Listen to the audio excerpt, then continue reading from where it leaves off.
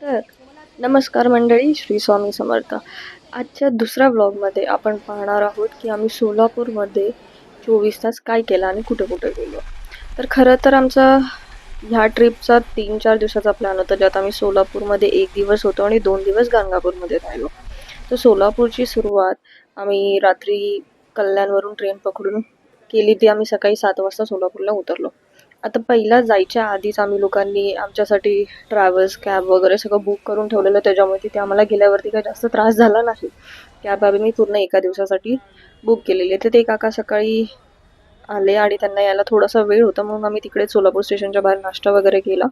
काका आले आणि काका आल्याच्या नंतर आम्ही गेलो सगळ्यात आधी ते म्हणजे पंढरपूरला. आणि खूप खूप खूप थंडी होती. म्हणजे ती थंडी गुलाबी थंडी बोलावं की काटा येणारी थंडी बोलावं समजत नव्हतं, पण खूप थंडी होती. आणि सगळ्यात महत्त्वाची गोष्ट म्हणजे सोलापूरचे रस्ते, त्यांची हिरवा निसर्ग बघून असं वाटत होतं की यार, हे जेवढे चांगले रस्ते आहेत ना, तेवढे चांगले रस्ते मुंबईला झाले तर खूपच बरं होईल.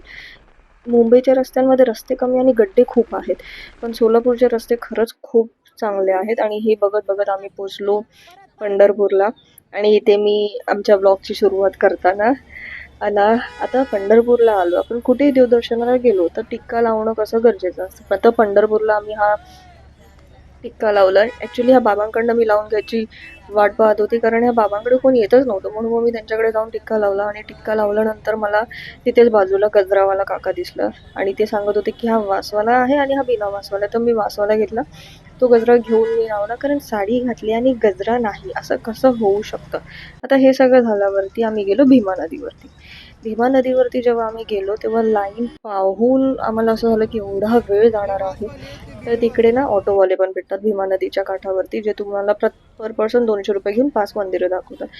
जर तुमच्याकडे तेवढा वेळ नाही आहे, किंवा तुम्ही म्हाताऱ्यांसोबत गेला आहे, किंवा तुमच्या घरात राहणाऱ्या वडीलधाऱ्यांसोबत गेला आहेत, तर नक्की ऑटोने जावा आणि ते तुम्हाला चांगले दर्शन करून घेतील. आमचे पंढरपूरचे पण खूप चांगले आणि मस्तपैकी दर्शन झालेले आहेत.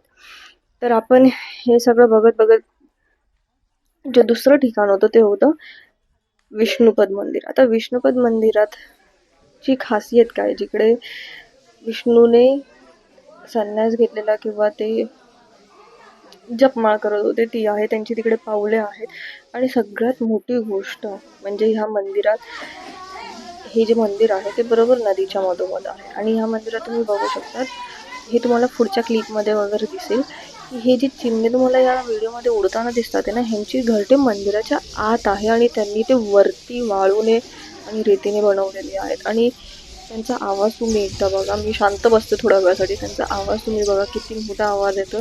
आणि हे आहे मारुती. आता तुम्ही ते मंदिर घरटं बघा. ही आहे त्यांची घरटे, जी त्यांनी बांधलेली आहे. ही वाळूची आणि रेतीची आहे बनलेली. आणि ही घरटे त्यांनी मंदिरात वरती बांधली. आणि सेम घर पण आहेत. आणि ज्यांना चिमण्या बघायच्या असेल किंवा त्यांनी कधी चिमण्या घ्या, कारण मुंबईत ते चिमण्या राहिलेल्या नाही आहेत. त्याच्यामुळे आता इथेच चिमण्या बघा. आणि तुमच्या लहान मुलांना पण दाखवा की जर तुला चिमणं बघायची, म्हणजे स्पॅरो बघायची आहे, तर ती कशी दिसते ती बघा.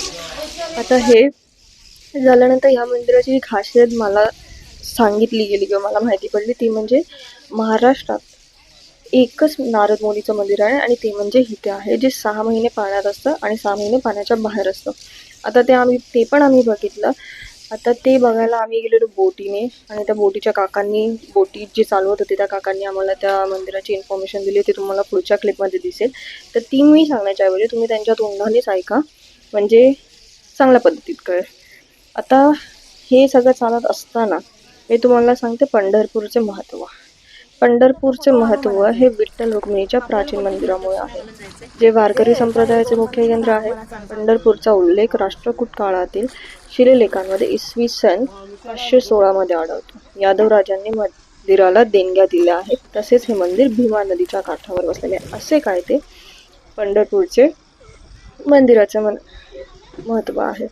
आता हे मंदिर आहे, जे आता मंदिर येईल ना, ते आहे नारद मुनींचं मंदिर. हे मंदिर आहे नारद मुनींचं, जी पाण्यामध्ये आहे आणि ह्याच्या आतमध्ये मूर्ती आहे. मी थोडं काही झूम करून दाखवण्याचा प्रयत्न केला तर ती कॅमेरामध्ये एवढं व्यवस्थितपणे दिसते की नाही माहिती नाही, पण कॅमेरामध्ये सगळ्यात चांगली जी गोष्ट तुम्हाला दिसेल ते म्हणजे निसर्ग, जो ढग, आकाश, हिरवळ, पाणी. खरं तर इकडचं पाणी पण खूप स्वच्छ होतं, म्हणजे तुम्ही आतमध्ये बघू शकता तेवढं निखळ आणि स्वच्छ पाणी होतं.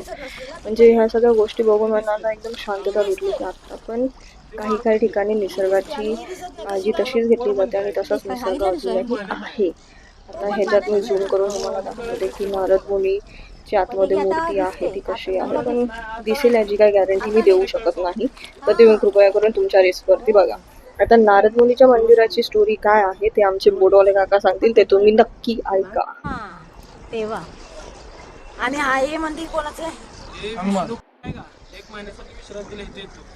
आणि ह्या काकाने खरंच खूप चांगल्या पद्धतीने आम्हाला ती स्टोरी ऐकवली. म्हणजे असं वाटतं ना आपल्याला खूप काही माहिती आहे, पण नाही, आपल्याला खूप काही माहिती नाही, खूप कमी माहिती आहे. हो ते तू बोली ना, पाय देऊ नको, ते चरण आहे. हो मार्गशीर्ष महिना म्हणजे तुम्ही हे महिना गेला आता, कार्तिक महिना गेला, मार्गशीर्ष महिना चरण आहे. हा कार्तिक झाला, मार्गशीर्ष महिना असतो, त्या महिन्यात तुम्ही कधी पण या. आणि ह्या सगळ्यात महत्त्वाची गोष्ट, जर तुम्हाला ह्यापैकी काही माहिती असेल जे मी या व्हिडिओमध्ये कव्हर नाही केलं किंवा काय, तर कमेंट सेक्शनमध्ये नक्की सांगा. मी अजून येणाऱ्या पुढच्या व्हिडिओमध्ये कव्हर करेल. आणि मी जी बोलत होती ना आतमध्ये घरटी बांधली, तशीच त्यांनी मंदिराच्या बाहेर पण घरटी बांधलेली होती, जी तुम्ही बघू शकता. आणि खूप आश्चर्य होतं की कसं केलंय ह्यांनी. म्हणजे निसर्ग तुम्हाला कधी कधी एकदम आश्चर्य, अचंबित करणारे दृश्य दाखवतो किंवा गोष्टी दाखवतो ज्याचा तुम्ही विचार पण नाही करू शकत. आणि हे आहेत चरणांचे ठसे, तुम्ही बघू शकतात आणि दर्शन पण घेऊ शकतात. तर हे आहेत विष्णूंच्या चरणांचे ठसे. पूर्ण मंदिरात ॲक्च्युली ठसे आहेत. पूर्ण मंदिरात ते तुम्हाला दिसले पाहिजे. या गोष्टीची काळजी घ्या. पूर्ण मंदिरात तिथे आहेत, ते बघा तिथे पण आहेत. पूर्ण मंदिरात ठसे आहेत त्यांचे. आणि ही मी साडी घातलेली, तर मी माझा इथे आउटफिट चेक करताना, कारण सध्या तरी मी या फेजमध्ये चालली लाईफच्या की जर मी कोणत्या मंदिरात चालली किंवा कोणत्या हिस्टॉरिक प्लेसमध्ये चालली तर साडी घालणं गरजेचं आहे. त्याच्यामुळे मी साडी घालून मस्तपैकी त्याचा आउटफिट चेक देत होती. मला नक्की सांगा की ही साडी आणि माझा लुक कसा वाटतोय ते. आणि ते झाल्याच्या नंतर आम्ही दिवे पण घेतलेले जे आम्हाला सोडायचे होते नारद मुनीच्या मंदिराचे, ते पण आम्ही तिथे न सोडता आम्ही विचार केला की नदीच्या काठेवरतीच सोडूया. पण तिकडे एवढी हवा चालू होती, एवढी हवा चालू होती की आमची जी वाचीस होती ना ती पेटताच पेटत नव्हती.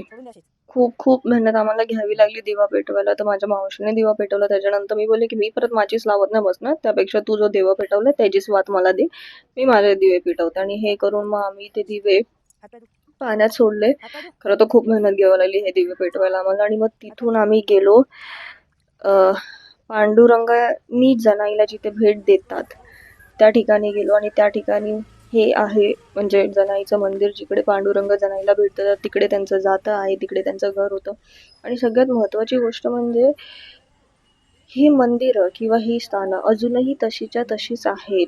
त्यांना डेव्हलपमेंटच्या नावाखालती त्यांना बदललं गेलं नाहीये. जी आधुनिकता होती ती तशीच्या तशीच ठेवली आहे. ते खूप मला आवडलं, कारण तेव्हा घरं कशी होती, तेव्हा मंदिरं कशी होती हे आपल्याला बघायला भेटतं. आणि तेव्हाच्या कलेची आपल्याला महत्त्व कळतं की तेव्हाची कला किती जपून ठेवली आहे किंवा काय.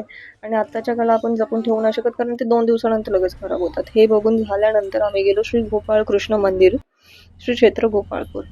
आता इथे जाण्याचं महत्त्व काय, तर इथे आम्ही गेल्यावरती इथे आम्हाला कळलं की इथे रुक्मिणीच्या आईवडिलांची मूर्ती आहे, जिकडे तुम्ही रुक्मिणीच्या आईवडिलांचे दर्शन घेऊ शकतात. आणि सर्वात महत्त्वाची गोष्ट, तेच मंदिर तुम्हाला पहिलं लागतं की पहिलं रुक्मिणीच्या आईवडिलांचं दर्शन घ्यायचं, त्याच्यानंतर तुम्हाला रुक्मिणीच्या संसाराबद्दल त्यांनी काय काय केलं हे सगळं तुम्हाला तिकडे ठिकाणं भेटतील. पण इथे शूटिंग अलाउड नाही आहे. तरी पण मी हा बाहेरचा थोडा शूट केलेला आहे की बाहेरचा जो मंदिराच्या बाहेरचा जो परिसर आहे तो काहीतरी अशा प्रकारे दिसतो. खूप चांगला आहे. आणि मेन म्हणजे सगळ्यात खासियत या पंढरपूरच्या मंदिरांची ती म्हणजे मंदिरं सगळी स्वच्छ होती. आता तिकडनं दर्शन घेऊन आम्ही गेलो तुकाराम मंदिराकडे. मी जशी बोललेली ना आम्ही ऑटो केलेली, त्या ऑटोवाल्यांनी आम्हाला हे 5 मंदिर दाखवले, त्यातला हा 5वा आणि शेवटचा मंदिर. आम्ही पोचलो तुकाराम मंदिरात. आता हे तुकाराम मंदिराचं तुम्ही स्ट्रक्चर आणि मंदिर कसं आहे ते तुम्ही नक्की बघा, कारण खरंच इकडच्या कलाकृतींचं आणि आधुनिकतेचा आणि जसे मंदिरं ठेवलेत ना त्यांची दाद दिली पाहिजे. जशी होती तशीच्या तशीच त्यांनी मंदिरं ठेवली आहे. काहीही बदल करण्याचा प्रयत्न नाही केला आहे. त्याच्यामुळे अजून मंदिर जशी आहे तशीच्या तशी आहे. सगळ्यात महत्त्वाची गोष्ट जी मी तुम्हाला आवर्जून सांगेल की ह्या मंदिरात तुम्ही नक्की जावा. तुकाराम मंदिरात नक्की नक्की नक्की जावा. कारण ह्या मंदिरात जी तुकारामांची मूर्ती आहे तिला तुम्ही जर बघाल ना ती असं वाटतं की हा जिवंत मूर्ती जी आहे त्या मूर्तीत जिवंतपणा आहे. एवढी सुंदर सुबक मूर्ती मूर्तिकाराने घडवलेली आणि त्या मूर्तीमध्ये तुम्हाला जिवंतपणा जाणवून येतो. असं वाटतं अक्षरशः तुकाराम महाराज तुमच्या समोर बसलेले आहेत. तुम्ही नीट एकदम बघा कशी दिसते. आणि तुकाराम मंदिरानंतर आम्ही पोचलो भक्ती निवासात. आम्ही तिकडे राहायला नव्हतो पण आम्ही विचार केला की भक्ती निवासात जो मंदिर आहे तिकडे भेट देऊया. तर आम्ही पोचलो भक्ती निवासात. भक्ती निवासाच्या आजूबाजूचा पण जे निसर्ग त्या लोकांनी जे मेंटेन केलेलं आहे ते खूप मस्त आहे. आणि ते मंदिर आता खरं बघायला गेलं तर माझ्या कॅमेरामध्ये जे दृश्य आहे जे काय ढग तुम्हाला दिसतात ते हिरवं दिसतात ते माहिती नाही किती चांगल्या पद्धतीत दिसतंय किंवा ते जी हिरवळता आणि निसर्ग होतं त्याला जस्टिस करू शकतं की नाही हे पण नाही माहिती. पण खरंच खूप चांगलं दृश्य होतं. आम्ही गेलो भक्ती निवासात. भक्ती निवासात जाऊन दर्शन घेतलं आणि हे होतं भक्ती निवासामधलं मंदिर. आता भक्ती निवास वगैरे हे सगळे 5-6 मंदिरं फिरल्यानंतर आम्ही गेलो जेवण. आणि तुम्ही पंढरपूरमध्ये आला आहात तर पंढरपूरमध्ये तुम्ही आवश्यक एकाच जागेवरती जेवायला जातात ते म्हणजे रेणुका हॉटेल. तिकडे थाळी खाल्ली आणि नंतर तिथून आम्ही निघालो तुळजापूरला. कारण आम्ही एका दिवसात ह्या 24 तासात आम्ही करणार होतो पंढरपूर, तुळजापूर आणि अक्कलकोटला आम्ही थांबणार होतो. तर आम्हाला काही करून अक्कलकोटला रात्री पोहोचायचं होतं. आता झालं काय ते असं की आम्ही निघालो पंढरपूरवरून तुळजापूरला जायला. पण त्या दिवशी ना काय माहिती काय की पेट्रोल पंपवरती ना खूप गर्दी होती. म्हणजे तुम्हाला पेट्रोलसाठी 6-6, 7-7 तास लाईनीत उभं राहावं लागलं असतं. पण आमचे काका लोकल होते तर तिकडे एक नियम आहे की जे लोकल ड्रायव्हर आहेत त्यांना लाईनीत राहायची गरज नाही. आणि आम्ही गेल्या वेळेला पाऊस पडायला सुरुवात झाली आणि काही नव्हे तर तुळजापूरला जाणारा जो घाट लागतो ना तिकडे पण आम्हाला ट्रॅफिक भेटलं. आणि आम्ही विचार करत बसलो की आज आपण नक्की पोहोचू ना तुळजापूरला. तुळजापूरचं दर्शन होईल की नाही होईल आणि अक्कलकोटला पोहोचू की नाही रात्री. तर असं विचार करत करत आम्ही पोहोचलो तुळजाभवानीला. आणि मी बोलली ना ट्रॅफिक भेटलं त्या घाटावरती तर हे होतं ट्रॅफिक. आम्ही जवळजवळ पाऊण तास 1 तास आम्ही ह्या ट्रॅफिकमध्ये अडकलेलो होतो. मग हे ट्रॅफिकमध्ये अडकून शेवटी मग आम्ही पोचलो तुळजापूरला. आणि तुळजापूरचं पण दर्शन घेतलं. पण एवढंच होतं की तुळजापूरचं दर्शन आम्ही फटाफट घेतलं. आणि लकी आमचं नशीब म्हणावं की काय म्हणावं की तुळजापूरला आम्हाला जी मुख्य दर्शनाची लाईन होती ती नव्हती त्यावेळेस. कारण आम्ही खूप रात्री गेलेलो होतो. त्यामुळे डायरेक्ट मंदिरात जाण्याची जी लाईन आहे त्या लाईनीत आम्ही गेलो. आणि दर्शन झालं व्यवस्थित झालं मी असं बोलणार नाही. कारण जसं लालबागला दर्शन होतं तसंच काही आमचं दर्शन झालं इथे तुळजापूरला. त्याच्यामुळे ठीक होतं. पण जसं पाहिजे तसं दर्शन आमचं काही झालं नाही. आणि ह्या तुळजापूरच्या मंदिराच्या बाहेरची जी मंदिरं आहेत श्री सिद्धिविनायक, उजव्या सोंडेचा गणपती हा तुम्हाला आतमध्ये एंट्री केल्या लागणार. त्याच्यानंतर हे झाडाच्या बाजूला जी मंदिरं आहेत ती सगळी मंदिरं आहेत. पण हे बघता बघता आपण तुळजापूरच्या मंदिराचे महत्त्व जाणून घेऊ. तुळजाभवानी हे दुर्गा देवीचे रूप यांना समर्पित आहे. महाराष्ट्रातील एक प्रमुख 51 शक्तिपीठामधलं एक शक्तिपीठ आहे. हे मंदिर शिवाजी महाराजांचे कुलदैवत असून हे मंदिर प्राचीन हेमाडपंथी शैलीत बांधले आहे. हे आध्यात्मिक ऊर्जेचे केंद्र आहे. असे काय ते तुळजापूरच्या मंदिराची खासियत आहे. आता आम्ही गेलो लाईनीत. लाईन पण होती असं नाही, लाईन खूप होती.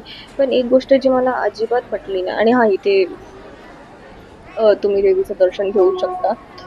तर तुम्ही इथे देवीचं दर्शन घेऊ शकता. देवीचा अभिषेक चालू होता तेव्हा मी हा व्हिडिओ काढला. कारण आतमध्ये शूटिंग करायला अलाउड नाहीये. आणि हे जे 2 माणसं तुम्हाला दिसतात ना खांब्यावरती उभी, तर ही जी 2 मुलं दिसतात ना त्यांची भांडण झालेली, खूप भांडण झालेली आणि मारामारीपर्यंत पण भांडण आलेली. तर ते लोक खांबे चढून गेले पुढे. तुळजापूरला मला जी गोष्ट अजिबात आवडली नाही ती म्हणजे की लोक लाईनीत उभं राहून पण खांब्यावरून उड्या मारून देवीचं दर्शन घ्यायला जात होते. जी गोष्ट मला अजिबात पटली नाही. मला असं झालं काय. आणि सगळ्यात महत्त्वाची गोष्ट म्हणजे स्वच्छता ही मला तुळजापूरला अजिबात दिसली नाही. जिथे लाईन लागते तिथे किंवा मंदिराच्या गाभाऱ्यात वगैरे मला स्वच्छता अजिबात दिसली नाही. जी गोष्ट मला अजिबात पटली पण नाही की मंदिरात स्वच्छता असलीच पाहिजे. किंवा जिथे लाईनीत भक्त राहतात उभे तिथे तरी स्वच्छता असली पाहिजे. पण हे पटलं नाही. त्याच्यानंतर आम्ही तुळजापूरचं दर्शन घेऊन रात्री आम्ही पोचलो अक्कलकोटला. तर अक्कलकोटला काय तर असं झालं की आम्ही रूम बुकिंग वगैरे काहीच केलं नव्हतं. तर आम्ही आमच्या ड्रायव्हरला विचारलं की तुमच्या ओळखीत कोण असेल ज्यांच्याकडे आम्हाला रूम भेटेल तर त्यांच्याशी तुम्ही बोलून बघा. कारण आणि सगळ्यात महत्त्वाची गोष्ट म्हणजे त्या दिवशी आम्हाला सगळीकडे खूप गर्दी भेटली आणि तिथे गेल्यावरती आम्हाला सगळीकडे कळलं, पंढरपूरला गेल्यावरती कळलं की आषाढी एकादशी येते. अक्कलकोटला पोहोचलो तेव्हा कळलं की पौर्णिमा येते. तुम्ही बघू शकता हे आमचं हॉटेलचं रूम बुक करायचं चालू होतं कारण आम्ही रूम बुकिंग नव्हती केली आणि रात्री पोहोचल्यामुळे आम्ही रूम घेतला आणि मग सकाळी अक्कलकोटच्या दर्शनाला गेलो.